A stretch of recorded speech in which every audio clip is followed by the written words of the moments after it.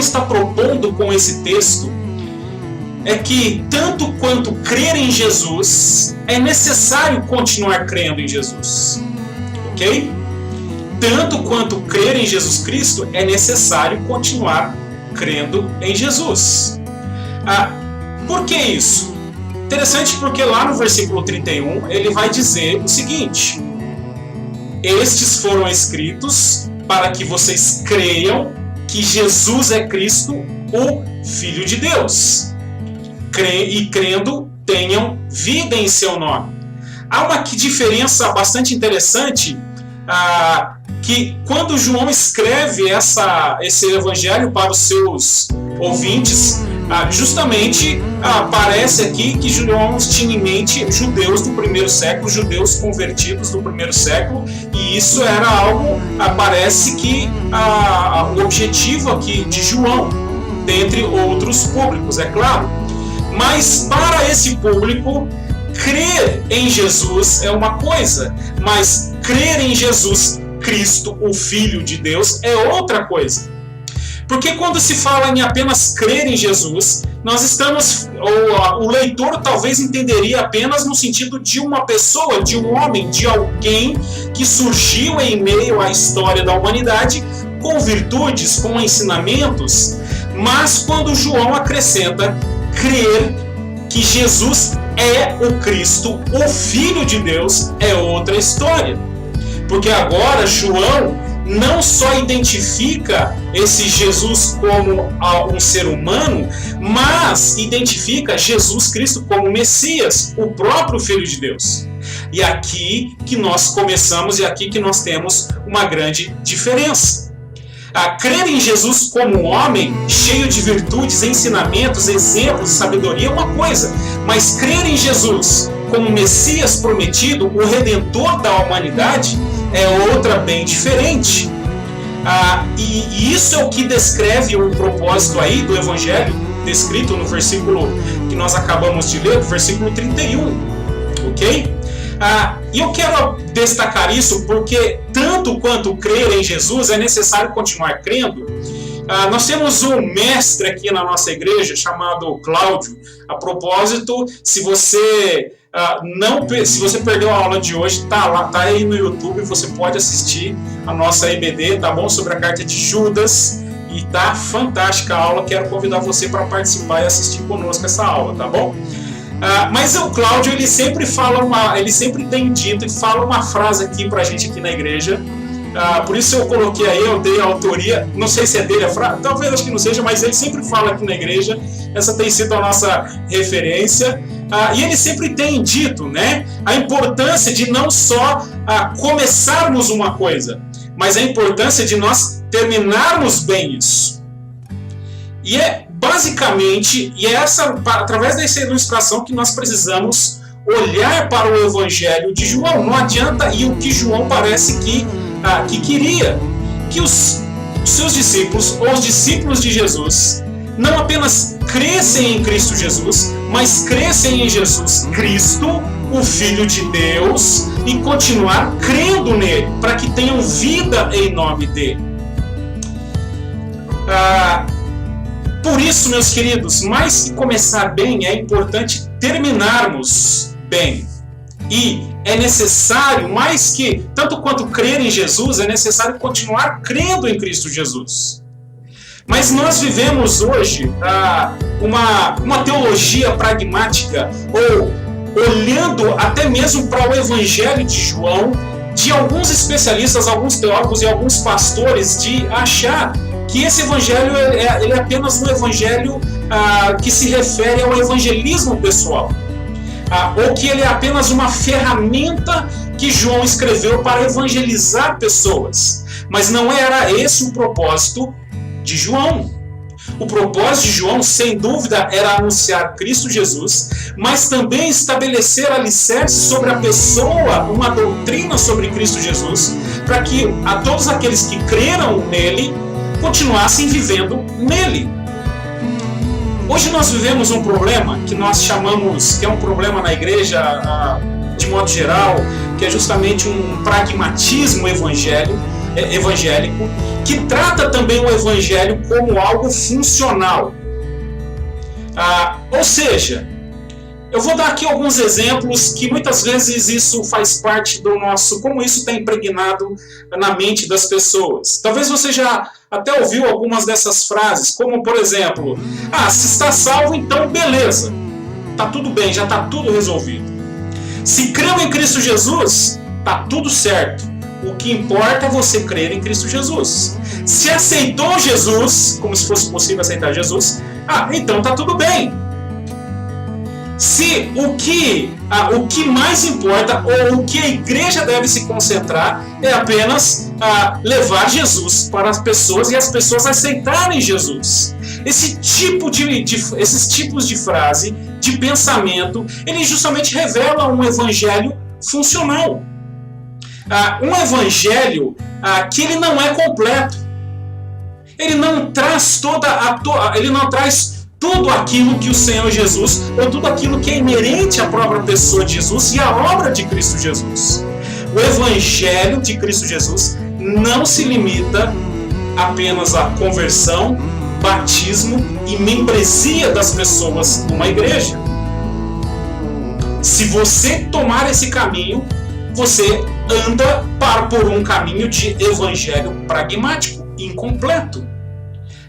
E João não quer demonstrar isso, e João não demonstra isso de jeito nenhum no seu evangelho, como muitos teólogos, como muitos pastores afirmam. Eu me lembro quando eu me converti, e talvez alguns mais antigos aí, como Luiz Fernando, da época do Luiz Fernando, vai lembrar que quando alguém chegava na igreja, se fazia um estudo bíblico sobre o evangelho de João, ou quando alguém estava se aproximando da igreja, ele era um estudo bíblico justamente evangelístico, e se criou essa caricatura, né, sobre o evangelho de João. Mas ele é muito mais que isso. Ele significa agora, ele é trazido para nós, para que a gente possa sim ter vida nele, continuar a nossa vida cristã no Senhor Jesus. Por isso, tanto quanto crer em Jesus, é necessário continuar crendo em Cristo Jesus, uma vida junto dele. Tanto quanto crer em Jesus, ele deseja que você o conheça. Ele é o seu Salvador, você precisa saber quem ele é. Você que um dia creu em Cristo Jesus, para continuar crendo, precisa continuar conhecendo. Eu só me torno íntimo de uma pessoa, eu só confio em alguém, eu só falo de alguém, eu só me sacrifico por alguém se eu conheço essa pessoa. E é esse o propósito do Evangelho de João. E aí é muito interessante, porque ele vai fazer isso através das histórias de Cristo Jesus, da vida de Jesus, e selecionando algumas dessas histórias. Mas o que nós vamos olhar na noite de hoje é justamente os primeiros versículos do Evangelho de João, o que nós chamamos de o prólogo, tá bom? Do capítulo 1, dos versículos de 1 até o 18, nós vamos estudar esse texto. E o prólogo, justamente, ele é um artifício, né, muito utilizado nesse meio artístico, nesse meio de dramaturgia, da peça de teatro, onde um personagem, né, através de um monólogo, faz a apresentação do tema, ou da tragédia, ou do drama, e justamente para dar início à história. É justamente algumas situações, principalmente no antigo teatro grego, né, a primeira parte dessa tragédia era uma forma de diálogo, né, era apresentado o personagem, a principal história, uma parte disso, é como se fosse um trailer de tudo aquilo que ocorreria. E é muito legal, meus queridos irmãos, porque nesse prólogo de João, nesses primeiros versículos de João, do Evangelho de João, João faz isso. João nos apresenta esse drama, essa história, quase por completa, de uma forma brilhante. Nesse contexto, nesses primeiros versículos, João vai falar da origem de Cristo Jesus, da identidade de Cristo Jesus, de sua obra, do drama e do fim, né, glorioso de Cristo Jesus. Mas, meus queridos irmãos, o que este prólogo, né, como assim a gente está chamando, né? Como assim é chamado pelos comentaristas, o que esse prólogo tem a ver com a nossa vida? Como a história, como o desenvolver dessa história, deste drama, se relaciona agora com o drama da minha vida, com aquilo que eu vou viver amanhã, segunda-feira, onde eu tenho que lidar com o meu dia a dia, com as minhas coisas, como eu posso tirar lições, né? Como a história de Jesus se cruza com a minha história. Por isso, meus queridos irmãos, essa noite eu quero propor para vocês 4 atos da vida de Cristo Jesus, com base neste prólogo, que possibilita termos uma vida em Cristo Jesus, como proposto por João lá no versículo 31. Uma vida em Cristo, ela é regenerada, iluminada, legitimada e glorificada pelo próprio Cristo. E é o que nós vamos observar aí nesses próximos versículos. O primeiro bloco de versículos que justamente João traz, os versículos de 1 a 3, diz assim: no princípio era aquele que é a palavra, ele estava com Deus e era Deus. Ele estava com Deus no princípio e todas as coisas foram feitas por intermédio dele. Sem ele, nada do que existe teria sido feito. João já apresenta de cara, neste prólogo, que uma vida em Cristo Jesus é gerada pelo próprio Cristo. Porque ele é o autor de toda a criação. Uma vida em Cristo não é gerada por si só, mas pelo próprio Cristo. Jesus não é um personagem inventado, ele não é um personagem criado, ele não é um personagem coadjuvante nessa história, mas ele é o personagem principal. Ninguém inventou uma história de Cristo Jesus, ele sempre existiu. Jesus não foi um personagem introduzido na história da humanidade, mas ele é criador da própria história da humanidade.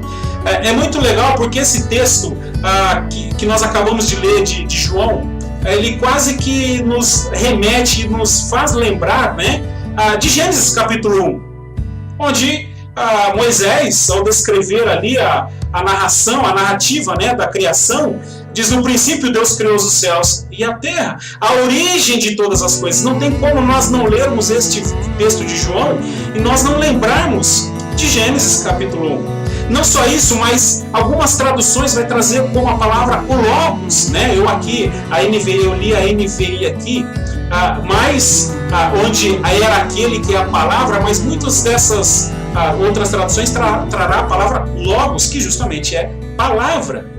Onde também em Gênesis capítulo 1, pelo menos 9 vezes a frase "e disse Deus" é repetida no capítulo. A palavra estava com Deus. Ela é um agente de Deus também de toda a criação. Ou seja, o próprio Senhor Jesus, agora descrito por João como essa palavra, como Logos, estava no princípio de todas as coisas com o próprio Deus e criando todas as coisas. Ele estava lá. Ele não foi introduzido na história. Havia um herege, houve na história, né, um herege chamado Ário, nascido antes de 1250 na Líbia, né, que ele justamente não cria nisso, ele cria que Jesus foi criado, tanto que ele diz: houve um tempo em que a palavra não existia, né? Ele diz assim: houve um tempo em que a palavra não existia, ou seja, para ele Jesus foi uma criatura de Deus, ele foi algo inventado por Deus, ele foi um ser criado por Deus e que foi colocado na história. Mas não é isso que João quer dizer. João está dizendo: olha, ele estava com Deus, ele participava com Deus, ele estava ali com ele. Há um outro filósofo judeu, né, chamado Filon, muito influenciado pelo platonismo, e vai descrever que o Logos, a palavra, é justamente fazia referência ao homem ideal e não a um homem físico, a alguém que se materializou. Agora esse filósofo judeu chamado Philon, ele vai dizer o seguinte: olha, a palavra, essa personificação do homem não existe, mas o que existe são atributos, são qualidades, são exemplos que nós devemos seguir deste homem perfeito. São características, virtudes, valores de uma perfeição que o homem deve adquirir para si e assim viver. Eu quero dar um exemplo nisso. É como se fosse uma jovem que antes do casamento, com todas as suas, ainda não tem namorado e talvez ainda não ficou noiva e tudo mais, mas ela tem na sua mente a personificação do homem ideal, ok? Que no caso sou eu mesmo. Contando a mulher, brincadeira, irmãos, estou brincando, tá bom? Então, a mulher muitas vezes, né, tem essa, olha, o meu esposo, ele vai ser um homem amável, ele vai ser um homem adorável, gentil, ele vai me trazer flores todos os dias, café na cama. Se cria essa identidade de um ser, de uma pessoa que não existe, ok? É um personagem que apenas está na mente das pessoas e que nós vamos seguir apenas os exemplos dele. O filósofo, o Philon, não entendia isso, ok? Mas nós estamos falando de Jesus, que encarnou e de fato esse homem existiu. Não era apenas no sentido de seguir as suas ideias, a sua moralidade, as suas virtudes e os seus valores. A palavra estava com Deus, a palavra tomou forma, a palavra veio a este mundo. O Evangelho não se refere a seguir uma prática moral, virtudes e exemplos de Cristo Jesus. A propósito, se nós apenas aderirmos ou quisermos seguir os exemplos de Cristo Jesus, sem Cristo Jesus, nós vamos viver uma vida insuportável. Nós não vamos conseguir viver os exemplos de Jesus, nós não vamos conseguir aceitar os pensamentos, as ideias de Cristo Jesus, as lições de Cristo Jesus, se Jesus não estiver em nós. É uma vida insuportável, é uma vida que nós não conseguimos levar. Por isso, irmãos, Cristo, Ele é o Criador e gera em nós e cria em nós uma nova vida. Não é à toa, por isso o tema, por isso essa é a proposta aqui, essa é a aplicação, essa é a primeira aplicação que nós fazemos. Aquele que está em Cristo, aquele que estava no início da criação, aquele que estava com o Pai, aquele que veio a este mundo, a palavra de Deus sobre a pessoa que é Cristo Jesus, agora gera em nós vida. O Evangelho não se refere apenas a seguir práticas morais, virtudes e exemplos de Cristo Jesus. Isso seria insuportável. Mas entender que a partir dele e por meio dele é gerado em nós uma nova vida que nos capacita agora num processo de transformação, viver da forma que ele nos ensinou. Assim como ele está na criação, ele está em nós, gerando em nós uma nova vida. Por isso, meus queridos, Jesus não é apenas para salvar e converter uma pessoa. Esse é o primeiro passo da vida de um cristão. Mas ele continua no nosso coração, gerando em nós vida. Vida como a dele. Quando nós olhamos para isso, a aplicação que nós podemos tirar dessa situação é que pessoas querem muitas vezes viver como ele, mas sem ele. Pessoas querem recomeçar suas vidas como ele, mas sem ele. Pessoas querem gerar em si mesmas uma vida nova como a dele, mas sem ele. Sabe por que as pessoas deixam de caminhar com Cristo? porque querem viver com Ele, mas sem Ele. Querem ter uma vida nova sem aquele que gera a vida nova. Acham que pode criar em si mesmo uma vida. Mas se esquece que o autor da vida é Cristo Jesus. Ele gera a vida. Queridos irmãos, esse é o grande desafio de entendermos, e nós, como nós lemos no versículo 31, como propósito do Evangelho de João, é que para que nós tenhamos vida nele, lembrarmos que a nossa vida é gerada em Cristo Jesus. Se eu aqui falar para os irmãos, olha, vocês precisam perdoar uns aos outros, vocês precisam amar uns aos outros, vocês precisam ser santos, santificar uns aos outros, você precisa ter uma moral, uma virtude, tudo bem, eu apenas vou apresentar coisas boas, virtudes morais, obrigações legais para você, mas tudo isso é insuportável se a gente não fizer isso a partir de Cristo Jesus. Sem que isso não seja gerado por Cristo em nós, será um grande fracasso a nossa vida. Sabe por que as pessoas desistem de caminhar com Cristo? Sabe por que muitos começam bem e não terminam a carreira? Sabe por que muitos começam na igreja e desanimam? Porque muitas vezes se apegaram a esse desejo de querer uma vida como Cristo, como a de Cristo, de recomeçar a sua vida, de gerar uma própria vida a partir de si, mas sem Cristo Jesus. Isso é impossível. Porque só Jesus, o autor e consumador, aquele que criou todas as coisas, é capaz de criar em nós vida.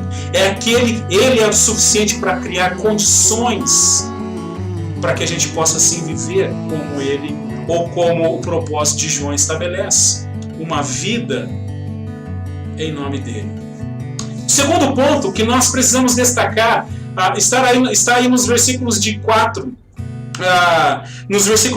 a 9, onde agora uma vida em Cristo é iluminada pelo próprio Cristo. Diz assim o texto: nele estava a vida, e esta era a luz dos homens. A luz brilha nas trevas, e as trevas não a derrotam. Surgiu um homem enviado por Deus chamado João. Ele veio como testemunha para testificar acerca da luz, a fim de que por meio dele todos os homens cresçam. Ele próprio não era a luz, mas veio como testemunha da luz. Estava chegando ao mundo a verdadeira luz que ilumina a todos os homens. Queridos, olha só que interessante. Se nós estamos falando dessa história de Atos, nos atos dessa história, João descreve aqui que o brilho não está nos outros personagens, que o brilho dessa história não se dá pelas proezas, vitórias e os avanços da humanidade. A estrela dessa história, o brilho dessa história é o próprio Cristo Jesus. Novamente, João descreve ou nos remete, parece que Gênesis capítulo 1, versículos de 2 a 5, onde diz assim o texto: era a terra sem forma e vazia. Trevas cobriam a face do abismo, o Espírito de Deus se movia sobre a face das águas. Disse Deus: haja luz, e houve luz. Deus viu que a luz era boa e separou a luz das trevas. Deus chamou a luz de dia e as trevas chamou de noite. Passaram-se a tarde e a manhã, e esse foi o primeiro dia. João está afirmando aqui a presença de Cristo na criação, como alguém pré-existente na criação, mas também como aquele que é a fonte de toda a luz, a fonte de vida e luz. As trevas em João não se refere apenas à ausência de luz, mas também se refere ao mal que habita, ou o mal completo. Luz não é ligada, a luz não é só ligada à criação, mas a luz no Evangelho de João está ligada também à salvação. A luz trazida pelo Messias, pela palavra encarnada, contrasta aqui com o amor das pessoas pelas trevas, porque suas obras eram más. É isso que nós lemos no texto. É isso que nós vimos aqui, onde a luz brilha nas trevas, onde esse homem foi enviado agora para iluminar todo esse mundo que jaz nas trevas.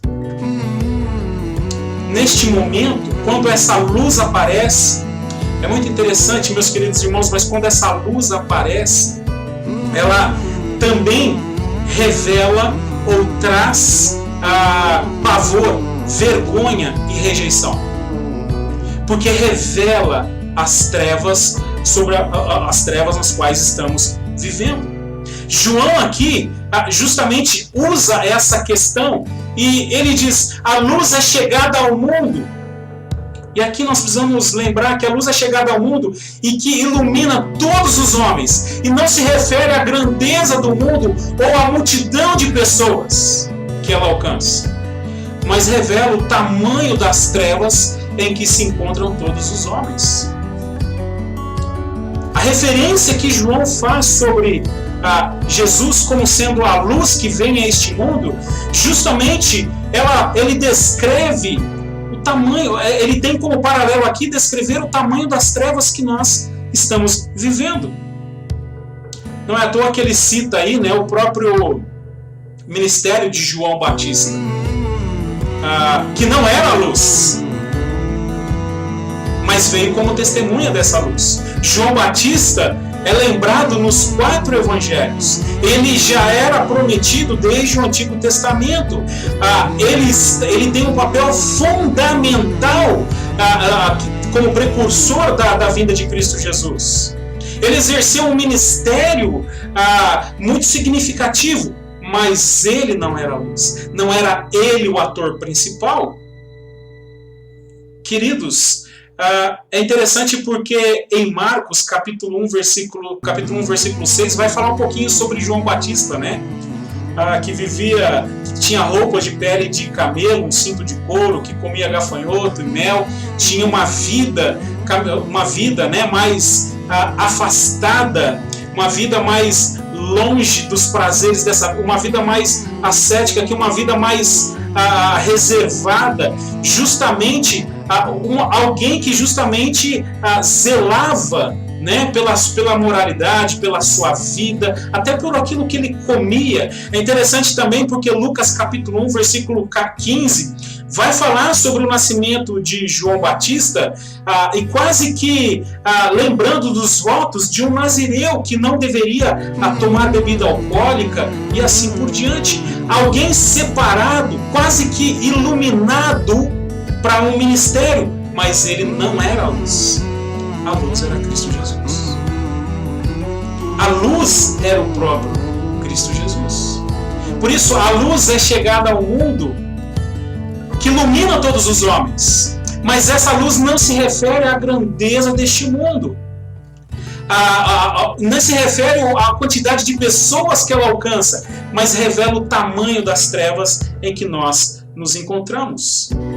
A luz chegando, a luz que chega a esse mundo revela um tanto quanto este mundo está longe daquilo que Deus planejou. Para que houvesse uma intervenção divina, uma intervenção dessa luz vindo a este mundo, significa que nós estávamos em trevas.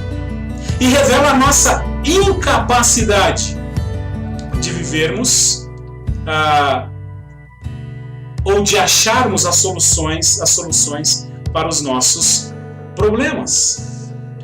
É interessante porque nesses últimos dias houve-se um grande debate entre ciência e aquilo que eu acho, e eu tenho visto algumas frases, algumas autoridades inclusive dizendo, olha, o próprio ministro, né, o antigo ministro, né, da saúde, dizendo, olha, que a ciência é a luz da humanidade. Irmãos, a ciência não é a luz da humanidade. A ciência já errou várias vezes, tá bom? Os políticos, eles não são a luz da humanidade. A questão econômica não é a luz para a humanidade. O bem-estar do homem, melhorar as condições de vida, não é a luz para o homem. A luz é Cristo Jesus. Não é um ministro que vai brilhar, não é um governador que vai brilhar, não é um presidente que vai brilhar, não é uma descoberta de uma vacina que vai brilhar, não é um plano econômico que vai brilhar. É Cristo Jesus que brilha. É o Senhor que é a nossa luz, é o Senhor que nos dá a direção. O brilho dessa história está em Jesus, que é a própria luz, e não a humanidade, não os governantes, não os líderes religiosos. A luz, inclusive, vem apenas para separar as coisas. A luz justamente vai demonstrar quem de fato está na luz e quem de fato anda em trevas. Por isso que muitos odeiam a luz. Por isso que muitos, como nós vamos ver no próximo versículo, rejeitaram a luz. Porque, irmãos, quando eu acordo ainda de madrugada, acendo a luz do banheiro e me olho no espelho, eu não gosto do que eu vejo. Não é? Cabelo bagunçado, cara amassada, mas eu só tenho consciência disso quando eu tenho a luz. E as pessoas, quando têm essa luz de Cristo Jesus, isso é desesperador. Sabe por quê? Porque encaram a luz não pelo prisma da cruz de Cristo, não pelo prisma da graça do Senhor Jesus, que nos perdoa e nos purifica de todo o pecado. Além disso, pessoas querem continuar brilhando mais que Jesus. Mas o brilho dessa história, o brilho desse drama, repousa sobre Cristo Jesus. Um outro aspecto desse prólogo é que uma vida em Cristo é legitimada pelo próprio Cristo. Diz assim, nos versículos de 12 a 13: aquele que é a palavra estava no mundo, e o mundo foi feito por intermédio dele, mas o mundo não o reconheceu. Veio para o que era seu, mas os seus não receberam. João, capítulo 1, versículos 10 a 11. E aí nos versículos de 12 a 13, há um contraste aqui. Contudo, aos que receberam, aos que creram em seu nome, deu-lhes o direito de se tornarem filhos de Deus, os quais não nasceram por descendência natural, nem pela vontade da carne, nem pela vontade de algum homem, mas nasceram de Deus. A vida em Cristo Jesus, ela só é legitimada pelo próprio Cristo. Não existe plágio nessa história. Não existem atores imitadores nessa história, mas apenas atores legítimos. A legitimidade desses atores agora repousa sobre a pessoa de Cristo Jesus. Nos versículos de 10 a 11 demonstra justamente o quanto a nossa humanidade estava em trevas e que quantos dessa humanidade rejeitou a luz. E rejeita isso. Não só isso, mas as trevas do próprio povo escolhido de Deus, onde agora parece aqui João fazer uma menção, né, aos seus, o povo de Jesus Cristo, o povo judeu, que inclusive rejeita o Senhor Jesus. Justamente como consequência das trevas em que estão. Tudo aquilo que os profetas do Antigo Testamento, tudo aquilo que a palavra até então estava revelando, tudo aquilo que o Antigo Testamento estava trazendo sobre a pessoa de Jesus, esse trailer inicial da história de Cristo Jesus estava sendo apresentada, mas quando Jesus chega, ele é rejeitado. Ele não é reconhecido. Ele é vaiado. Ele é crucificado. Ele é apedrejado. Ele não é aceito como tudo aquilo que havia sido prometido, todas as expectativas, tudo aquilo que havia sido que tinham ouvido sobre ele. Mas há um grupo aqui de pessoas que João apresenta nos versículos de 12 a 13 que justamente faz esse contraste. Um grupo que recebeu e que foi colocado agora numa condição privilegiada de se tornar família de Deus, numa nova aliança com Deus. Mas João está aqui descrevendo que essa filiação não é a partir de Abraão, não é uma filiação física, hereditária, ou herdada, mas ela é apenas daqueles que creram. A legitimidade da nossa filiação não se dá por hereditariedade, por DNA. Uma filiação paternal, eclesiástica, mas por Cristo. Queridos, quando você chegar no céu, ou quando estivermos, não adianta, a gente, para entrar no céu, não vai apresentar o nosso certificado de batismo como membro da Igreja Batista Vida Nova. Jovem, criança, você não vai para o céu porque o seu pai, ele é crente. Como a gente sempre, uma frase que não é nossa, mas que a gente sempre escuta, né? Deus não tem netos, apenas filhos, a partir de Cristo Jesus. Olha só que interessante, irmãos. Eu acho que eu até citei essa frase alguns dias atrás, em algum desses cultos, né? De um autor, né, chamado Jeremiah Burroughs. Ele diz: na medida em que Deus vê Cristo em quem quer que seja, ele o aceita. Se Cristo não está lá, não importa o que ele tenha, Deus não o considera. Por isso, meus amados irmãos, uma coisa que a gente precisa lembrar é que uma vida que segue os passos de Cristo Jesus sem Cristo é apenas uma imitação barata, sem graça para Deus. Eu sei que eu estou usando palavras duras, mas é isso que a própria palavra de Deus coloca. Essa imitação pode até agradar, arrancar aplausos da plateia deste mundo pelos seus valores, por ser uma boa pessoa, uma pessoa respeitada, mas sem Deus não passa de uma imitação barata. Eu até sigo os ensinamentos de Cristo Jesus, eu até vou numa igreja, eu até amo o próximo, eu até perdoo o próximo, eu até obedeço os mandamentos de Cristo Jesus, mas eu não tenho Jesus. Isso não passa de uma imitação barata, de um ator imitando aquilo que ele não é e não tem. É sério isso? É isso que muitas vezes esse evangelho, ou o evangelho que se limita apenas a aceitar Jesus e beleza, tá tudo bem, se acomoda. Um evangelho que, olha, você pode vir e ficar do jeito que você está, e não é isso que Jesus propõe, porque se Jesus está propondo que você venha nele e para ele, ele vai te proporcionar uma nova vida nele. Diferença de vida. Uma vida nova. Propósito é o nome da nossa igreja. Não é isso? Uma vida que segue os passos de Cristo Jesus, e pessoas seguem os passos de Cristo Jesus. Uma vida que obedece os mandamentos de Cristo Jesus, pessoas obedecem os mandamentos de Cristo Jesus. Mas que não tem Jesus, não passa de uma imitação barata e sem graça para Deus. Ela pode até arrancar aplausos deste mundo, as pessoas podem até elogiar. Nossa, que pessoa maravilhosa, que pessoa boa. Mas para Deus não passa de uma imitação barata.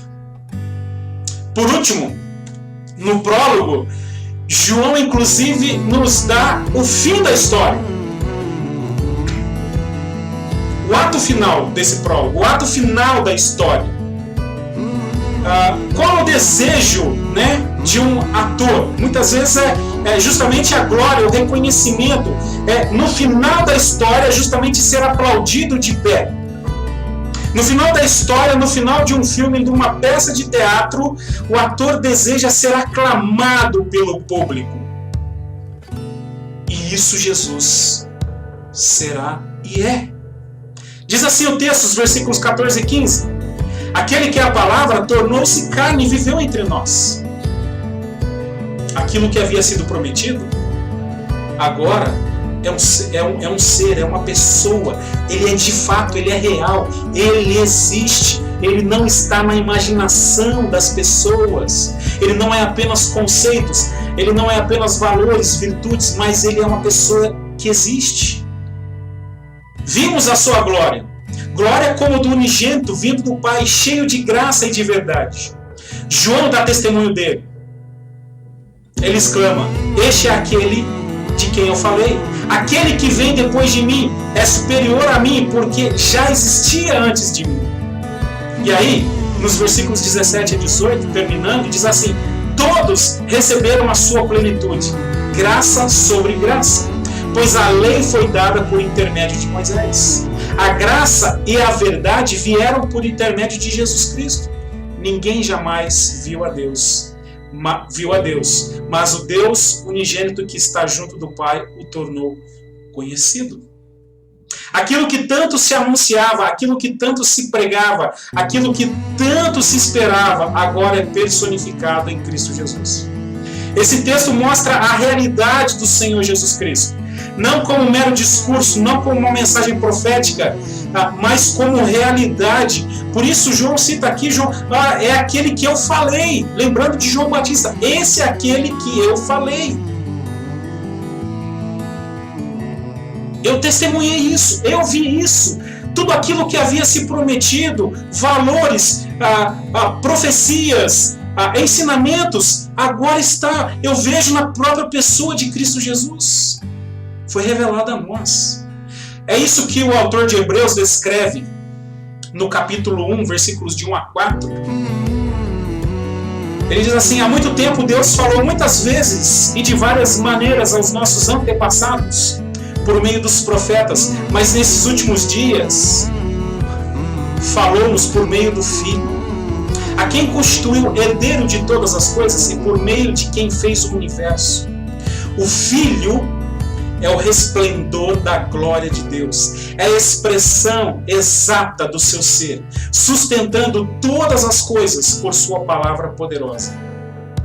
Depois de ter realizado a purificação dos pecados, ele se assentou à direita da majestade, nas alturas, tornando-se tão superior aos anjos quanto o nome que herdou